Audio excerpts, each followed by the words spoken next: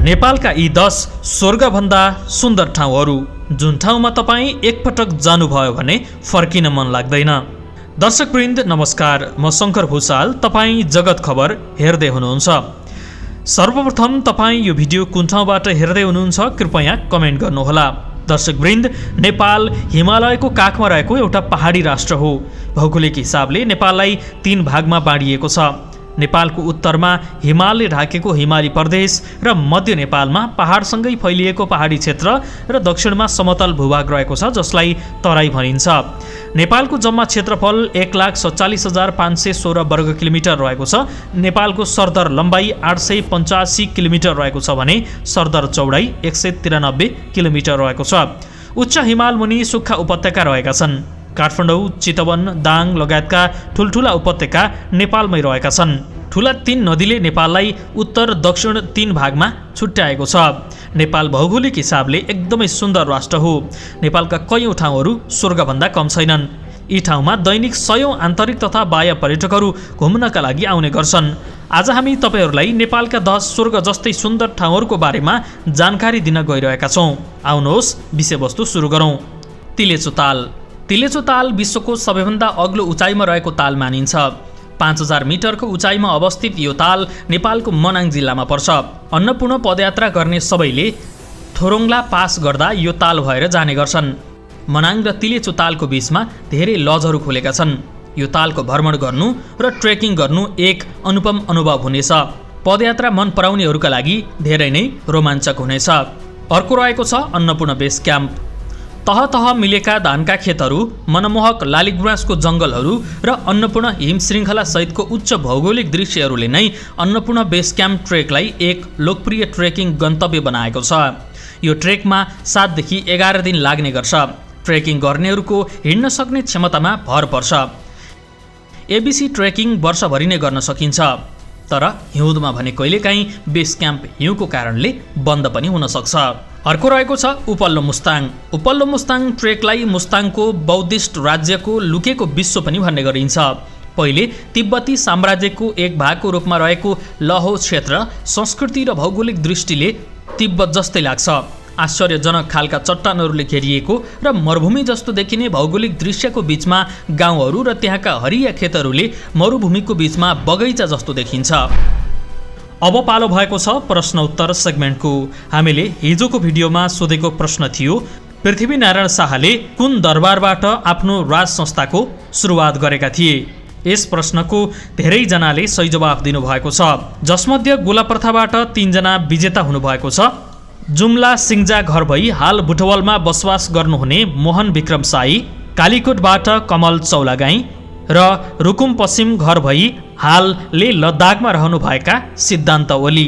उहाँहरू 3 जनालाई हाम्रो तर्फबाट हार्दिक बधाई। पृथ्वीनारायण शाहले गोर्खा दरबारबाट आफ्नो राज संस्थाको सुरुवात गरेका थिए। अब आजका लागि प्रश्न, प्रसिद्ध धार्मिक स्थल सुपा देउराली मन्दिर कुन जिल्लामा अवस्थित छ? यस प्रश्नको सही जवाफ आफ्नो नाम र ठेगाना सहित तलको कमेन्ट बक्समा लेख्न नबिर्सनुहोला। अब हामी लाग्छौँ पुनः विषयवस्तुतर्फ। अर्को रहेको छ राराताल। राराताल नेपालको सबैभन्दा ठुलो ताल हो जुन समुद्री सतहबाट 2990 मिटर उचाइमा रहेको छ। रारातालले 10.2 स्क्वायर किलोमिटर क्षेत्रफल ओगटेको छ। राराताल रारा राष्ट्रिय निकुञ्जले घेरिएको छ। यो ताल ट्रेकिङ मन पराउनेहरूका लागि धेरै नै उपयुक्त गन्तव्य हो र रुट भने धेरै नै असजिलो रहेको छ। जुम्लासम्म प्लेनमा वा गाडीमा गएपछि ट्रेकिङ सुरु हुन्छ। पहाडको असजिलो बाटोमा हिँडेर विभिन्न गाउँहरू पार गर्दै गएपछि रारातालको किनारमा पुगिन्छ, जहाँको सौन्दर्यलाई जिओआरपीका संस्थापक बिल ग्रियरले चारैतिर हिमालले घेरिएको एक कञ्चन निलो मणिको रूपमा वर्णन गरेका थिए। अर्को रहेको छ Khaptad national park. Khaptad national park नेपालको सुदूरपश्चिम क्षेत्रमा अवस्थित एक संरक्षित क्षेत्र हो। धार्मिक व्यक्तित्व खप्तड बाबाको नामबाट चर्चित यो क्षेत्र बझाङ, बाजुरा, आछाम र डोटी जिल्लामा फैलिएको छ र यसले 225 वर्ग किलोमिटर क्षेत्र ओगटेको छ। यो भौगोलिक परिदृश्यमा हरियालीयुक्त हल्का भिरालो चौरहरू, खोला, नाला र घाँसे मैदानहरू रहेका छन्।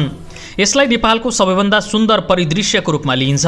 यहाँ धेरै खालका जीव जनावरहरू, चराचुरुङ्गी र वनस्पतिहरू पाइन्छन्। यो स्थानलाई नेपालको भर्जिन ल्यान्ड पनि भनिन्छ, किनभने यो स्थानको प्राकृतिक सौन्दर्यलाई मानिसले अहिलेसम्म चलाउन पाएका छैनन्। यो यस्तो ठाउँ हो जहाँ मानिसले शान्ति र एकान्त महसुस गर्न सक्छन्। अर्को रहेको छ पाँच पोखरी। पाँच पोखरी जुगल हिमालको काखमा रहेको 5वटा पोखरी भएको स्थान हो, जसलाई धेरै नै धार्मिक महत्त्वपूर्ण मानिन्छ। पाँच पोखरीसम्मका लागि 12 दिनको ट्रेकिङ यात्राबाट पुग्न सकिन्छ, जहाँ हिमाली सौन्दर्य पान गर्दै विभिन्न गाउँहरू देख्न सकिन्छ। यो ट्रेकिङमा हामीले सुन्दर दृश्यहरूको साथसाथै धनी संस्कृति र जैविक विविधताको अनुभव गर्न सकिन्छ। हामी यी उच्च भौगोलिक अवस्थाको पोखरीको यात्रा बौद्ध धर्म र हिन्दू धर्म दुवैमा मानिसहरूको लागि पवित्र मानिन्छ। अर्को रहेको छ गोसाइकुण्ड ताल। नेपालको लाङटाङ राष्ट्रिय निकुञ्जमा अवस्थित यो ताल 4380 मिटर उचाइमा रसुवा जिल्लामा रहेको छ। गोसाइकुण्ड एक साहसिक यात्रा गन्तव्य हुन सक्छ, जसलाई हिन्दू धर्मका मानिसहरूले धेरै नै श्रद्धापूर्वक लिने गर्दछन्। यो एक स्वच्छ र कञ्चन पानी भएको ताल हो, जहाँ सुन्दर दृश्यहरूले घेरिएको छ। धुन्चे हेलम्बु ट्रेकिङ रुटका लागि महत्त्वपूर्ण स्थान मानिन्छ। यो ट्रेकले लाङटाङ उपत्यकालाई जोड्ने गर्छ। यो ट्रेकिङ यात्रामा लज, टी हाउस, होटलहरूको सुविधा पनि रहेको छ। यसैगरी अर्को छ चितवन राष्ट्रिय निकुञ्ज। यो नेपालको सबैभन्दा पहिलो राष्ट्रिय निकुञ्जको रूपमा सन् 1973 मा स्थापना भएको राष्ट्रिय निकुञ्ज हो। सन् 1984 मा विश्व सम्पदा सूचीमा परेको यो राष्ट्रिय निकुञ्जले 932 वर्ग किलोमिटर क्षेत्रफल ओगटेको छ। यो नेपालको सबैभन्दा लोकप्रिय गन्तव्यको रूपमा चिनिने गर्छ। विशेष गरी एकसिङे गैंडा र हात्तीका लागि प्रख्यात चितवन राष्ट्रिय निकुञ्जमा जङ्गल सफारी, हात्ती सफारी र राफ्टिङका लागि प्रख्यात रहेको छ। यसैगरी अर्को रहेको छ एभरेस्ट बेस क्याम्प। यो सबैलाई थाहा छ कि सबैभन्दा अग्लो शिखर माउन्ट एभरेस्ट नेपालमा पर्छ भन्ने, र सबैले माउन्ट एभरेस्ट आरोहण गर्ने सौभाग्य पाउँदैनन् पनि। तर माउन्ट एभरेस्ट चढ्न नसके पनि माउन्ट एभरेस्ट चढेको झल्को दिने गरी एभरेस्ट बेस क्याम्पसम्म भने ट्रेकिङ गर्न सकिन्छ। यो ट्रेकिङ गर्ने हरेकले आफै सगरमाथा चढेको अनुभव गर्न सक्छन्। 16 दिन लामो ट्रेकमा तपाईँले सुन्दर लालीगुराँसको जङ्गलहरू, ढुङ्गाका पर्खाल लगाइएको सुन्दर शेर्पा गाउँहरूमा पुग्न सक्नुहुनेछ। शेर्पाहरूको यो भूमिबाट नाम्चे, प्रोत्से गाउँ लगायत सुन्दर गाउँ हुँदै अगाडि बढ्दा जादुमय एभरेस्ट र नुप्त्से हिमालहरूको दृश्य अवलोकन गर्न सकिन्छ। यो यात्रा धेरै नै चुनौतीपूर्ण रहेको छ र यसका लागि तपाईँलाई धेरै नै शारीरिक फिटनेसको जरुरी हुन्छ। एभरेस्ट बेस क्याम्प 5364 मिटरको उचाइमा छ। अर्को रहेको छ पोखरा। यसलाई सेती उपत्यका पनि भन्ने गरिन्छ। नेपालकै दोस्रो ठुलो नगरको रूपमा रहेको पोखरा लेखनाथ महानगरपालिका र 4वटा गाउँपालिका समेत रहेको पोखरा उपत्यकाबाट विजयपुर, कोत्रे लगायतका खोलाहरू सेती नदीको जलाधारमा मिसिएर उपत्यका बाहिर निस्कन्छन्। पोखरा उपत्यका तालहरूको दृष्टिकोणले पनि धनी उपत्यका हो। यहाँ फेवाताल, बेगनासताल, रूपाताल, खास्टेताल लगायत ठुला तथा मैदी, दिपाङ, कमलपोखरी लगायतका साना तालहरू यो उपत्यकाभित्रै रहेका छन्। वर्तमान नेपाल एकीकरण हुनु अगाडि पोखरा कास्की राज्य अन्तर्गत थियो। ऐतिहासिक कास्कीकोट उपत्यकाको उत्तरी छेउमा रहेको छ। पृथ्वीनारायण शाहका माइला छोरा नायब बहादुर शाहको समयमा पोखरा उपत्यका वर्तमान नेपालमा मिलाइएको हो। पोखरा उपत्यकाको पोखरा उपमहानगरपालिका 1,86,410 र लेखनाथ नगरपालिकामा 46,241 जनसङ्ख्या रहेको छ। साथै उपत्यकाका अन्य गाउँहरूमा 3,50,000 जति जनसङ्ख्या रहेको छ।